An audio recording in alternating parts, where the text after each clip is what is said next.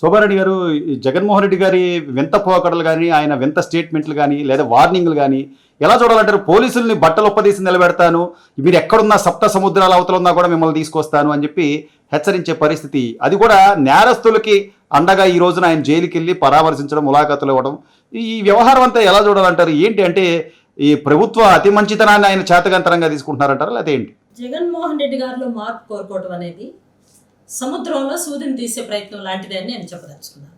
ఆయన మారాల్సింది ప్రజలు, ప్రభుత్వ అధికారులు, వెరసి ప్రభుత్వ యంత్రాంగం మొత్తం. ప్రజాస్వామిక వ్యవస్థలో ఒక పౌరుడు తల్లిదండ్రుల నుంచి రక్షణ కోరుకున్న తర్వాత అప్పుడు కూడా భద్రత కోల్పోయినప్పుడు అప్రోచ్ అయ్యేది పోలీసులు.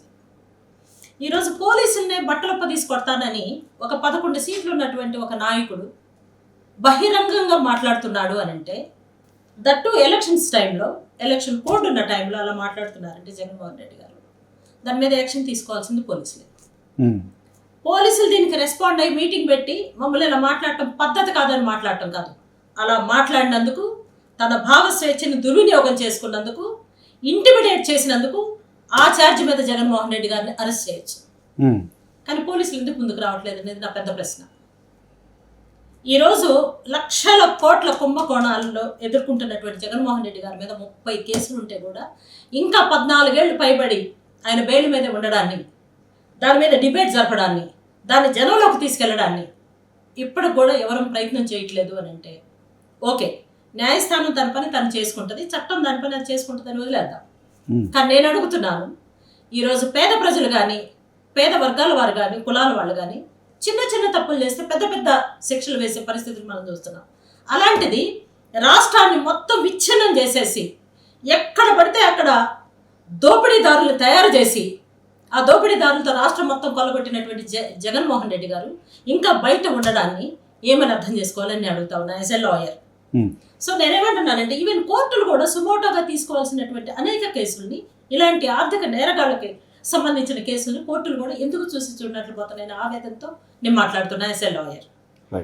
రాకపోగా నేనంటున్నది ఏంటంటే, లాస్ట్ 5 yearsలో అన్ని వ్యవస్థలు చిన్నాభిన్నమైపోయి గాడి తప్పిపోయిన పరిస్థితుల్లో ఇప్పుడు ఒక్కొక్కటి చంద్రబాబు నాయుడు గారు మళ్ళీ గాడి మీదకి ఎక్కించే ప్రయత్నంలో ప్రజలు ప్రశాంతంగా వింటున్నారు, చూస్తున్నారు. చంద్రబాబు నాయుడు గారు డే 1 నుండి, ఇంకా బాగా చెప్పాలంటే రాష్ట్ర విభజన దగ్గర నుంచి ఈ రోజు వరకు కూడా కాలు మడతేసి కూర్చున్న నాయకుడు కాదు. అలాంటి నాయకుడి అధీనంలోకి ఈరోజు రాష్ట్రం రావడాన్ని సంతోషించడమే కాకుండా ఎవరి పనులు వాళ్ళు చేసుకోవడానికి మళ్ళీ సమయం అవుతున్నారు.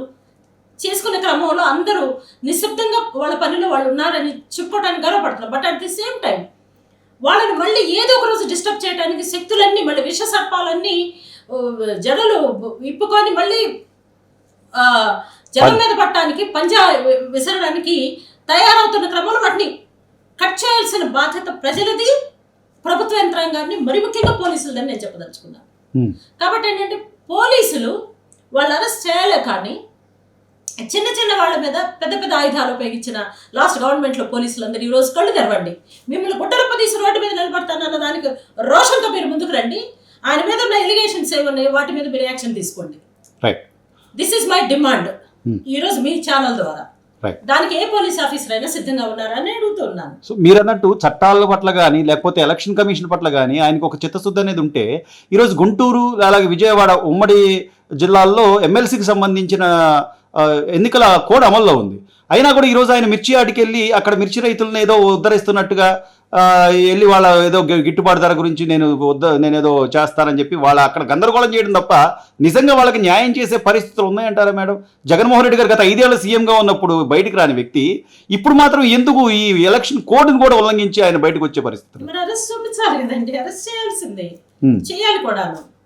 మిర్చి ఆడిని ఇంకోసారి తగలబెట్టేదాకా తీసుకొస్తారు. అందుకని ఏంటంటే, సమయమనం పాటించడానికి కూడా ఒక హద్దు ఉందండి. బాబు గారు ఏంటి, ఎక్కడికక్కడ చట్టం దాని పని అది చేసుకోవాలి, న్యాయస్థానం దాని పని అది చేయాలి. మీరువైనా ప్రభుత్వం తన పని తను చేసుకుంటూ పోవాలని అనుకోవడం తప్పులేదు. కానీ తప్పుడు మార్గంలో నడిచే వాళ్ళ మీద కఠినమైన చర్యలు తీసుకోవడం అనేది కూడా ఒక ప్రధాన అంశంగా తీసుకోవాలనేది నా బాధ్యతగా, నా డిమాండ్గా నేను చెప్పదలుచుకున్నాను.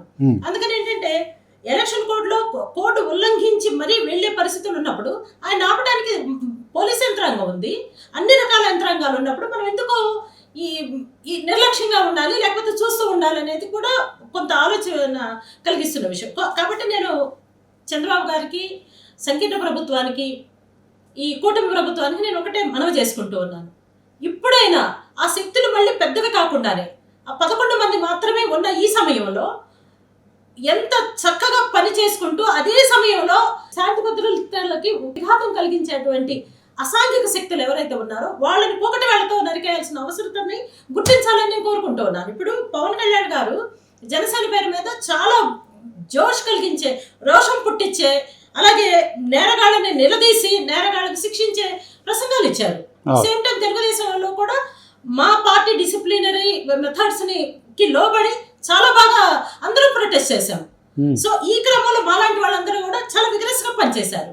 కానీ ఈరోజు పవన్ కళ్యాణ్ గారు సనాతన ధర్మం అని మళ్ళీ వెనక్కి వెళ్ళే కంటే కూడా ఇప్పుడు జరుగుతున్నటువంటి అధర్మానికి పోయిన 5 సంవత్సరాల్లో అధర్మ యుద్ధం ఎవరైతే చేశారో వాళ్ళు మళ్ళీ అధర్మాన్నే పెట్టుబడిగా పెట్టుకొని జనంలోకి వచ్చేదాన్ని కాలరాసేయాలి, తొక్కేయాలని చెప్పేసి నేను మా పవన్ కళ్యాణ్ గారు కూడా మనం చేసుకుంటాం. జగన్మోహన్ రెడ్డి గారు నిన్న వంశీ గారిని పలకరించిన తర్వాత మీడియా ప్రశ్నలకు ఆయన మాట్లాడిన విధానంలో మరొక యాంగిల్ కూడా బయటకు వచ్చిన పరిస్థితి మేడం.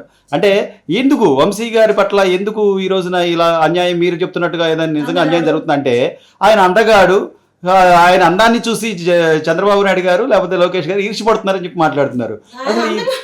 కాదండి, ఆయన అందంగా ఉంటే ఆయనకి మళ్ళీ ఇంకో పెళ్లి చేయమనండి, అది కాదు. అందం ఎవరికి కావాలండి? వంశీ చేసినటువంటి అరాచకాలు, వంశీ అసెంబ్లీలో మాట్లాడిన విధానం, వంశీ భువనేశ్వర్ గారిని, లోకేష్ గారిని, చంద్రబాబు నాయుడు గారిని, వాళ్ళ కుటుంబాన్ని మొత్తాన్ని ఎంత అసహ్యంగా చేసి ప్రజల ముందు ఉంచినప్పుడు చంద్రబాబు నాయుడు గారు ఆయన కన్నీళ్లు గుక్క తిప్పుకోకుండా ఆయన చూపించినటువంటి ఆవేదన జనం ఇంకా మర్చిపోలేదండి.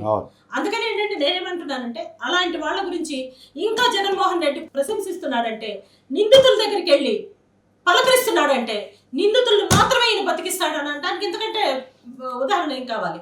నందిగో సురేష్ ఉన్నాడండి, ఏ రోజు ఇప్పుడు బెయిల్ మీద బయటకు వచ్చినట్టున్నాడు కదండి. ఏ ప్రజల్లోకి వస్తున్నాడంటే, ఏ దళితుల దగ్గరకు వస్తున్నాడు? ఎవరి బ్రతుకులు ఎలా ఉన్నాయని అడగటానికి అసలు దమ్ముందా? రాగలడా అని అడుగుతున్నా నేను. కాబట్టి ఏంటంటే నిందితులు జైలుకి వెళ్ళినప్పుడల్లా నిందితులను ఎట్లా బతికించాలని ఆలోచిస్తున్నాడు తప్పితే జగన్మోహన్ రెడ్డి అసలు ప్రజలు ఏ సమస్యల్లో ఉన్నారు, ప్రజా సమస్యలు వీళ్ళు ప్రభుత్వం చేపట్టినటువంటి కార్యక్రమాలు కరెక్ట్ జనంలోకి వెళ్తున్నాయా లేదా అని చూసుకో, తప్పలేదు. నువ్వు ప్రతిపక్ష నాయకుడిగా ఉన్నావు కాబట్టి, ప్రతిపక్ష హోదా లేని ప్రతిపక్ష నాయకుడిగా ఉన్నావు కాబట్టి నువ్వు జనంలోకి మళ్ళీ వెళ్ళి కనిపించు. కానీ ఒక కనిపించని శక్తి జగన్మోహన్ రెడ్డిని ఇంకా జైలుకి వెళ్లకుండా ఆపుతుంది అంటే ఆ శక్తి మీద కూడా యుద్ధం చేయాల్సిన సమయం ఆసన్నం కావాలనేది నా డిమాండ్ అండి.